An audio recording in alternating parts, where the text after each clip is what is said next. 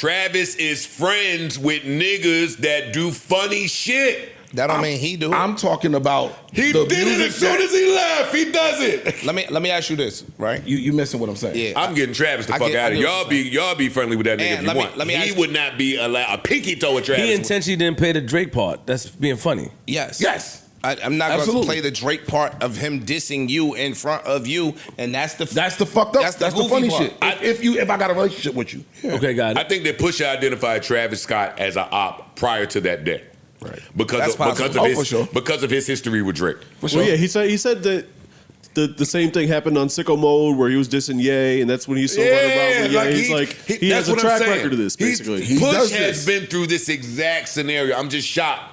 I'm shocked. By what? That he let him in the session. Yeah, you wouldn't have played the song. He didn't let him in the session. Pharrell let him in the session. Well, Pharrell is closer to Pusha T than he is to Travis Scott. That would have been one tap on the shoulder. Yo, can I talk to you in the lounge? Can I speak to you in the lobby? I mean, not the lobby, the side, any one of these side rooms. Come over here in the corner, nigga. Get this nigga. He would have to know how I feel. To me, it's the equivalent of what's that streamer shit when Lil TJ was there and then he had to explain, hey, I'm acting like this because you got a nigga there that's cool with somebody that shot me. Yeah. It is the exact same scenario in music form. Mm-hmm. But anyway, what are the thoughts? Record's hard. Record is crazy. Record's hard. Everything I've heard is this album is shaping up to be it. And Travis got you lucky because if you did all of that shit after you left, you'd have got a lot more than this 8 bars in the end of this record on this hard ass beat. The remix might have been in your honor. So be it. No, now I'm a clout chase. You want to play games? Hey, I get hilarious. I am Savvy Mike in this. I am Savvy Mike TV, and we have Joe Busy Budden violating Travis Scott while talking about Pusha T's new song, So Be It. Now, if you don't know, Pusha T has a scathing verse towards Travis Scott at the end of the new song that he just dropped with his brother Malice, and he fucking went off. He violated him in his Pusha T way, in a way that we all know is violation, but we really still don't, like, it's still like he's alluding to a video of Travis Scott crying, like, what is he talking about? You know, it's still mystery there, but it's still scathing. Like, he's still violating this nigga. So I love it. I love that song. I think Pusha T and Malice Clips as a whole, they're doing some amazing shit right now as far as this album rollout goes. You know, you're getting the streets talking, number one, but you're also putting out great music that is making niggas like me, and I'm sure everybody else that's in tune with hip hop, ready to listen to this new album by the Clips. So they're doing their due diligence. They're doing an amazing job for it. And so Joe reacted to the verse, and he had some interesting things to say about Travis Scott. And here at I Am Savvy Mike TV, anytime we do a Joe Budden video, we aim for him to not call us lazy. So I just gave you some thoughts in the beginning. I'm going to make sure I give you some thoughts in the middle and also at the end, so Joe doesn't think we're lazy over here at I Am Savvy Mike TV. Anyways, let's listen. You died in front of me. Oh, we changed the beat. Oh, great. Oh, yes. Oh, yeah. ISO. Clear out. You cried in front of me. You died in front of me. Calabasas took your bitch and your pride in front of me. Her utopia had moved right up the street, and her lip gloss was popping. She ain't need you to eat. The nerd. Okay, nope. We got action. Yeah. We got action. I like this shit that Pusha's on, where he's just saying shit. Like, where he just talking, like, for real. You know, his caption said, I hate all of y'all, right? Like, I'm going to let y'all know, I hate all of you. And he said the word that I don't say. But cried in front of me, hurt in front of me. So be it. You cried in front of me. You died in front of me. Calabasas took your bitch and your pride in front of me. Her utopia had moved right up the street, and her lip gloss was popping. She ain't need you to eat. The net gon' call it the way that they see it, but I got the video, I can share it, AE it. I know that song. My lip gloss is popping.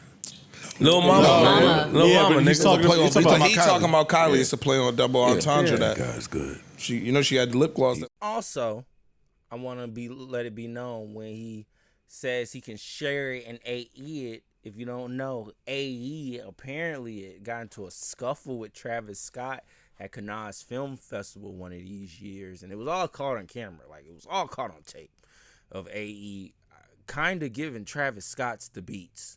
And Southside was there. He had to break it up. He said, "Stop, guys, stop fighting." But what makes that line even cooler and even more harder is he in a sense you could say, yeah, he's saying share, but if you don't know, AE is kind of famously known for dating the singer Cher. So I could share it and AE it. Come on now. Come on. I don't know what Pusha T and Malice is over there doing, but if this is the rhyme schemes I'm about to begin, if these are bars I'm about to begin, if these are lyrics I'm about to be fucking getting from this fucking Clips album, I'm with it. I'm with it. I'm ready to hear it. I can't wait, because that was amazing. Talking about Kylie. That's what you call wordplay. She made 60, sold half of it for 600 and then million. she got away from Travis. Get out of town. They won't believe it, but I can't unsee it. Lucky I ain't TMZ it. So be it, so be it. This is culturally inappropriate. Go back. You play that part again. So proud in front of me, you died in front of me. Calabasas took your bitch and your pride in front of me. Damn. Don't say that to me, man. Do you get it? Yeah, but he can't do that. A couple of bars earlier, he said, if I had her and you had her, she never mattered. He just said that 8 bars ago. I don't think he's talking about her, though, as far as he had her. Malice. No, I think I think that line was just some fly rapper shit. Mm-hmm. Yeah. But now at the end, if you're talking about... But that was Malice in this Push. Yeah. Oh, they brothers. That's hilarious. Her utopia had moved right up the street, and her lip gloss was popping. She ain't need you to eat. The net gon' call it the way that they see it, but I got the video I can share and AE it. What video he got? Who knows, nigga? Who knows, nigga? Yo, rappers be recording shit, yo. And hoarding it. I can share an AE it. Yo, you know what? I do want to shout out, like, some of the MCs real quick. Today, I don't know who's MC and who not. I don't know fucking Lil Yada Yang and all of I don't know who's rapping now. But in this era that these niggas is from, let me tell you how sticky it got. Niggas was even particular about meeting rappers, and if you did so knowing that the beef could happen one day, so you just moved accordingly from the introduction. From day one. Yeah. Mm-hmm. So all of this, you got a video of me, you cried in front of me, nigga. You was in that session on your knees, back and forth. All of that wouldn't have been able to happen. That's the problem, though. A lot of these niggas just be too buddy up front. I don't really know you niggas like that. And too many cameras nowadays. Or not just that. They don't even be friends enough to even open up like that, bro. It ain't about the camera shit, because niggas will still go tell your business even if they didn't have a video. That's true. That's just not your mans, but you running around wanting to be everybody mans. Or niggas back then came from, a lot of them, not all of them, but a lot of them came from some street influence. Mm-hmm. And so when you met a nigga and you was from the street, you carried it accordingly. Nowadays, these niggas be school kids. So you get around a motherfucker and you just on your goofy time and you not knowing that this could come back to bite you in the ass later. And with the year that Kendrick had, like parading that body around that he caught all around the world, I knew Push was sitting home thinking of which one of you niggas was gonna get it. Push wasn't just about to come out rapping with his brother over some beats, and the fucking Wheel of Fortune just happened to land on Travis Scott. Not the Wheel of Fortune. Yeah, that's the shit. The Smith. Yeah. It just happened to land on Travis Scott. There's no hard feelings. There's no hard feelings. I would have fired at Travis Scott too. It is hard feelings, though. Like, he's addressed it. He's standing up for Pharrell. Again, in Push's words, he did an interview with GQ. It's from that interview from before that we talked about, and but they didn't put it in there because the record wasn't out, basically. Right. And he addressed it. He's like, Travis came to Paris to Pharrell's studio at Louis Vuitton, interrupted a clip session because that's where they recorded most of their album at. Pharrell. That's why this shit sound like this too. You niggas was recording In Paris. the Louis Paris. Vuitton in Paris. Luxury. Nice. Yeah. So you interrupt the shit. You see Pusha and Malice there. You all excited to see everybody there. I want to play my album. Push goes on to say he's jumping around doing this fucking monkey dance, his words. And it was like we wasn't feeling the music. And you played everything. You played the Meltdown record, but did not play Drake's verse. And then it comes out. Chains, yeah. Yeah, now it comes out and Drake is kind of shooting at Pharrell. So you did all of this knowing this, like, yeah, you looked at a certain way. And he referenced him playing the Like That record. He said Travis don't really pick. He just jump around with whoever hot and do this goofy shit. So yeah, nigga, you got to catch one. On behalf of my mans. Pharrell ain't gonna do it. Why did all of that just sound like Pharrell's fault to me? How so? Yeah, how is it Pharrell's fault? Pharrell really is just a bystander producing music for these niggas. And for some reason keeps getting shot at by Drake. Apparently has beef with Travis Scott. He be having beef with niggas. He don't even be knowing it. He be helping niggas. He just like, yeah, I'm just here listening to this album, just trying to help this nigga. And while I'm working with the niggas that I actually do fuck with, the niggas that I actually do like in Pusha T and Malice. Like, I'm just literally here to help this man, and whole time he was backdooring me, basically. Coming to get the help from me, get the sauce, leave, and then have Drake diss me on this album. So, and Pharrell don't rap. All Pharrell do is make the beats. Like, I couldn't be mad at Metro for using Future and Kendrick Lamar's conduits to beef with Drake. Like, yeah, shut up and make some drums, nigga. But at the same time, you can't be moving shiesty towards this nigga, treating this nigga any type of way, and then just expecting him to make drums. Like, no, I want to get back at him too in a way I can get back at him. Oh, you don't like him neither? Yeah, rap for me and we can violate this nigga together. I can make the beats. Like, so regardless of it, at the end of the day, you know, Drake might be shooting at Pharrell because he's close with Pusha T. But at the same time, if you're going to be objective, like an objective bystander in this, and that's what I think Travis Scott thought he was being in both situations, to be even with the Future Metro situation, you know, egging it on, hey, play that song, play, like, you know what's on that song. You know the scathing verse that's on that song. You know who that song is dissing. You know who is violating. And you're just egging them on to play it. Like, understandably, honestly, Pusha T probably is just saying what everybody else is thinking about Travis Scott. He's a whore. This nigga just goes around what's hot. Sure, he's a cool engineer. Sure, he's an alright producer, but he ain't a good rapper. He got ghostwriters. He need help. So we know he's not good at rapping. Like, what the fuck are we doing? Why are we treating this nigga like he's something we should respect? No, I don't respect him. And at the end of the day, he's doing some snaky shit with a nigga I fuck with that's like a brother to me, that's like family to me. We ain't having that. Look, Pusha T stand for Pharrell. And Pharrell was beefing with Birdman. Pusha T dissed him. Pharrell was beefing with Lil Wayne at a point. Pusha T dissed him. Pharrell started beefing with Drake. Pusha T dissed him.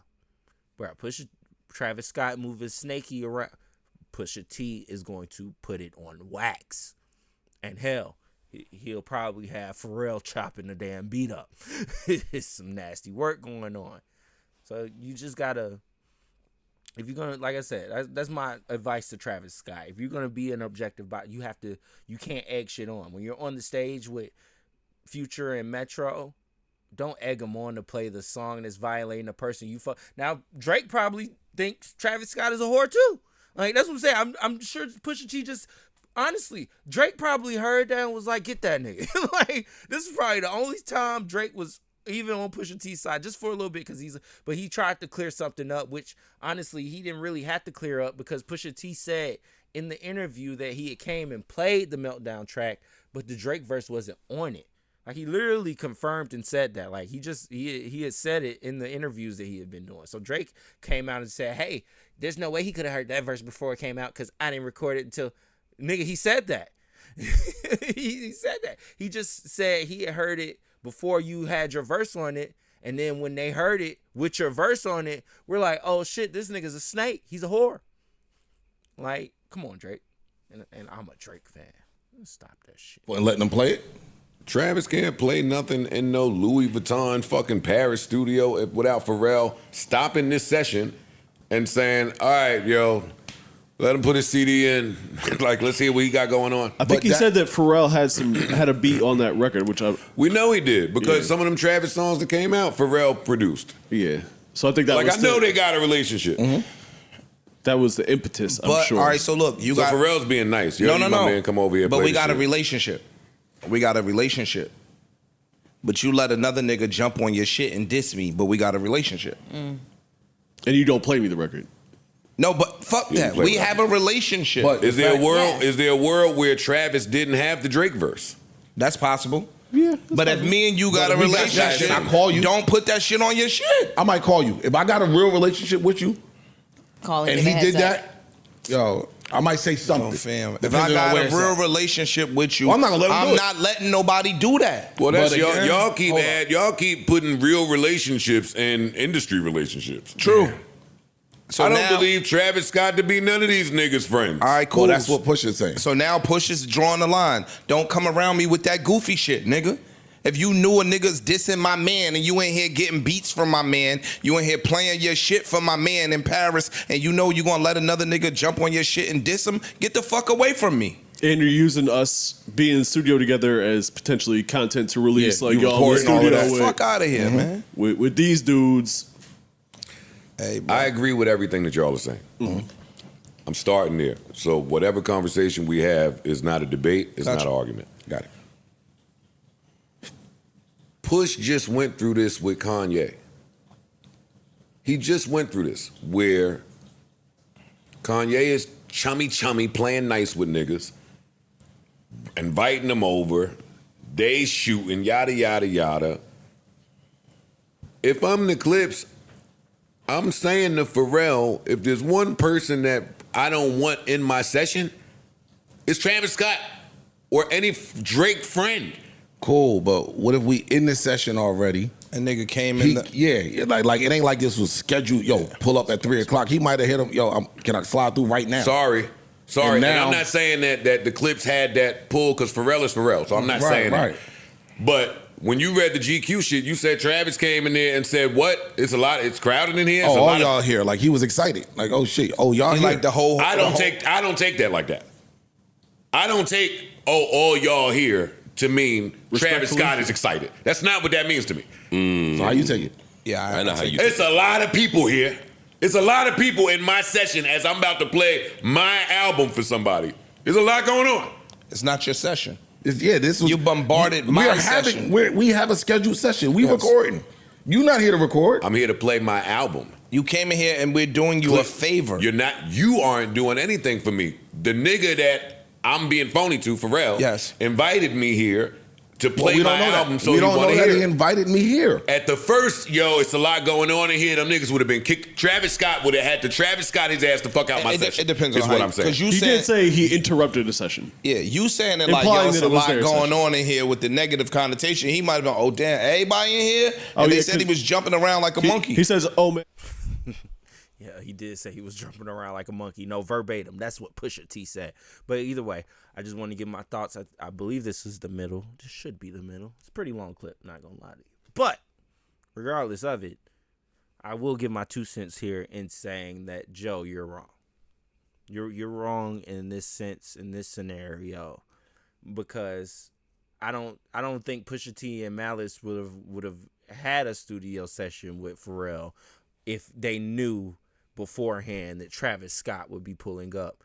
And I don't think Pharrell would have invited him if he knew that Travis Scott was pulling up. It would have been like, no point in even having this.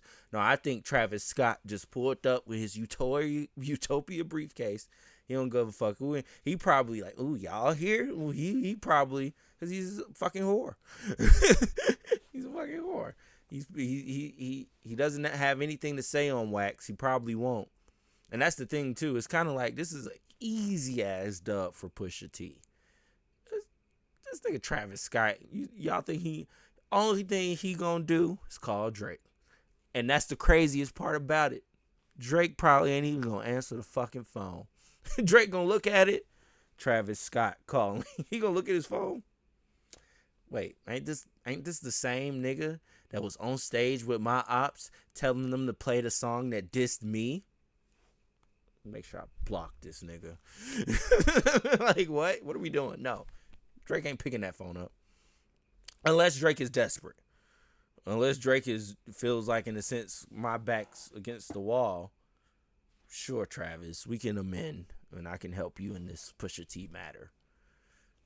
But I don't think that's what Drake is thinking. I think Drake is just going to clear up whatever his involvement is in it, and be like, I don't know if he's trying to still try to take some light jabs at Pusha T in it. But outside of that, I don't think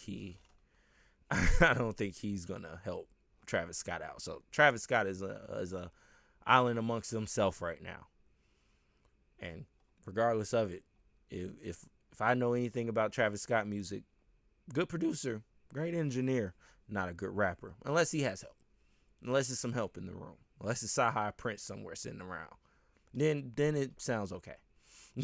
But if not, you're gonna hear a lot. Yeah, that's all you're gonna hear.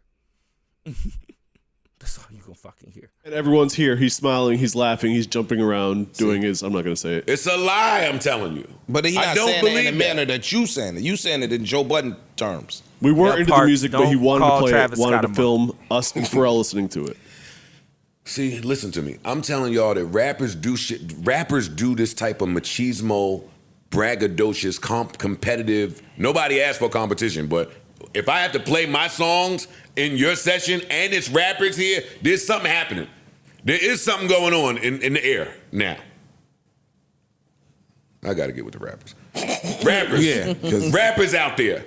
Y'all know what time it is. Y'all know what time it is. There's an added pressure to playing your music. Mm-hmm. You're watching the faces and the mannerisms of people, especially if it's people that you respect in there. You might be asking for help with a single, or hey, what should I pick? And also, fuck it, I'll add to my point. Maybe Pusha T didn't mind. Maybe Pusha T wanted to hear what Travis Scott, because he's like, oh, let's see if he's stupid enough to play the Drake verse. Let's see if he's stupid enough, and then I can hear what my op might have coming, and if it's scathing towards me or violating me, and I can move accordingly. So, maybe Pusha T was like, sure, Travis, let's listen to your album. He was like, fuck it. No, this shit's probably about to be mid, but it's okay. Let me make sure that Drake ain't saying nothing too stupid. And he probably didn't hear it. He's like, oh no, Drake verse. Okay. All right, that was all right. And then Friday came, he heard the Drake verse. He was like, this bitch. He backdoored me. So that's probably why Pusha T's mad. Because Pusha T probably, if knowing how Travis Scott was moving that moment, he probably would have did what you wanted him to do, Joe, and tell that nigga to leave. Like, no, he's a snake. Leave. But he didn't know at that moment. At that moment, he just probably thought he was here to see Pharrell. And he was like, look, chance to listen to an album that I ain't heard that's coming out soon. Also to see if my op is on it, number 2. And then also, Pharrell saying probably like, look, hey, let's just chill out. Let's see what you got. And I'm like, fuck it. It is what it is. We working on our shit, but fuck it. We got some time to just listen to this bullshit. I think that was like, what, 2023, 2024 when Utopia came out. So this is all. So, and the fact that they've been working on this album for 2 years, I don't know how long. Honestly, they've probably been working on this album for longer than that. Because Malice, while he has been rapping, he hasn't done nothing to this level in a long time. So it's a huge spotlight on him right now. I think Ice got to arguing that at some point. I don't know if we're going to get there. But he got to arguing that at some point. And while I hear him, Malice has been rapping. But it ain't been like, oh, shit. Like, just verse of the year. Like, he's doing some verse of the year type things right now. That's what we want to hear. All right. Wait, stop, Ice. We just cut this hard-ass clip shit off in here on the bigs to insert somebody else on the bigs. We talk about ego all the time. Ego and some other shit is in the air in this session. I'm getting that just from a GQ interview. Go ahead. Okay. Please. You're speaking as the rapper that I want to. You have that competitive nature where I want to. the pressure of I rap, I want to rap better than y'all, etc. Travis don't do that. Yes, he does. He does not try to out rap nobody. Travis is friends with niggas that do funny shit. That don't mean he do it. I'm talking about He did it as soon as he left. He does it. Let me ask you this, right? You missing what I'm saying? Yeah. I'm getting Travis the fuck out of here. Y'all be friendly with that nigga if you want. He would not be a pinky toe with Travis. He intentionally didn't play the Drake part. That's being funny. Yes. I'm not going to play the Drake part of him dissing you in front of you, and that's the fucked up. That's the funny part. shit. If I got a relationship with you, Okay, got it. I think that Pusha identified Travis Scott as an op prior to that day. right? Because of his history with Drake. Well, yeah, he said that the same thing happened on Sicko Mode where he was dissing Ye, and that's when he still running around with Ye. He has a track record of this, basically. Push has been through this exact scenario. I'm just shocked. I'm shocked. By what? That he let him in the session. Yeah, you wouldn't have played the song. He didn't let him in the session. Pharrell let him in the session. Well, Pharrell is closer to Pusha T than he is to Travis Scott. That would have been one tap on the shoulder. Yo, can I talk to you in the lounge? Can I speak to you in the lobby? I mean, not the lobby, the side, any one of these side rooms. Come over here in the corner, nigga. Get this nigga. He would have to know how I feel.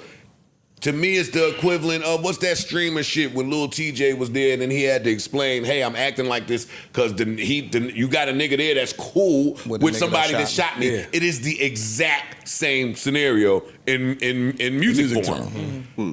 But anyway, what are the thoughts? Record's hard. Record is hard. Record's hard. Everything I've heard is this album is shaping up to be it. And Travis got you lucky because if you did all of that shit after you left, you'd have got a lot more than this 8 bars in the end of this record on this hard ass beat.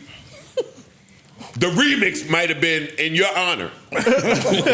So be it. No, now I'm a clout chase. You want to play games? Hey, I get hilarious. Push kept it cute, 8 bars on the end. Yeah. Something like. Travis Scott, who can't rap a lick, that would have been Push taking his child to the playground, to the monkey bars and the swing. You want an icy? Shit! Look, they got the coconut icy. Man. That would have been a sunny day. Just a little pow just to let you know I see you. That's it. Right. That's all it is. That's it. Yo, I see you. I know what you are. Stay over there. He would have been a pinata. That's a warning. Don't say shit else. My next gender reveal. The next gender reveal would have been a Travis Scott pinata come on, let's bat this nigga to hell. The nerve of Travis Scott playing those type of games. So what does Travis Scott do now? Nothing. Same thing he been doing. Yeah. That's what I assume. I'm just making sure. You know what I mean? Travis Scott is so much bigger than hip hop right now. He don't give a fuck about this. I was gonna say that too. I was gonna say that I don't think Travis was looking at them like you said it. But like if you in there with niggas that go rap wise. I don't think he looks at himself in a competitive MC. That's what I was trying to say. He's not. That's not his battle. I don't think he's looking at them niggas even like they a factor in what I'm doing out here. I don't have to compete with them lyrically. I ain't a spitter. Well, I never said that. You did. You said when rappers be in there, you might need help with pressure and all the pressure. All of that exists some hot shit. without. That's y'all fans that segment the rap categories. I wasn't trying to say that Travis should look for some type of reverence from them because of their lyrical capability. I'm not saying that. There is a pressure when a rapper, no matter what you do, if Lil Uzi walks in a slaughterhouse session, fire better be played. Yeah, but it don't matter that you are whoever you are and you're the number one rapper in the world. And in the studio, we ain't really focused on you being the number one rapper in the world because a lot of times y'all in here without all your cosmetics. Jeez. Nah, Joe Cook there. He did. I'm not even going to lie to you. He did. Hopefully, this is a Joe Budden approved video. You know, I gave thoughts from the beginning, middle, end. I know somebody mad right now. Michael, just let the fucking clip play, nigga. It's okay. It be like that sometimes. When it is these Joe Budden podcast clips, we gotta make sure we're not being lazy. Okay, guys? No laziness, at least in the terms of a man that sits on the couch for about 6 to 8 hours and talks with his friends every other day. You know, that's not lazy. You know, me over here, I just work 12 hours, come here, do what I gotta do, edit, make thumbnails, post videos, go to bed at 10, wake up at 4, go to work, and do it all over again. Do it all over again. But I'm the lazy one. Per Joe Budden. So we can't be lazy. Sorry, guys. I'm sorry. But either way, let me know what you think in the comments below. Also, make sure you leave a like if you like the video. I'm on the way to 10,000 subscribers, so I would appreciate you subscribe. You don't have to if you don't want to, but I would appreciate it. Both liking and subscribing is free, so you don't have to pay a lick or a dime to do it. You just boom, boom, and leave. And that's all I ask. Boom, boom, leave. That's all I ask. Anyways, let me know what you think in the comments below. I am Savvy Mike, and this is the Boom Boom Room. No, this is I Am Savvy Mike TV. Peace.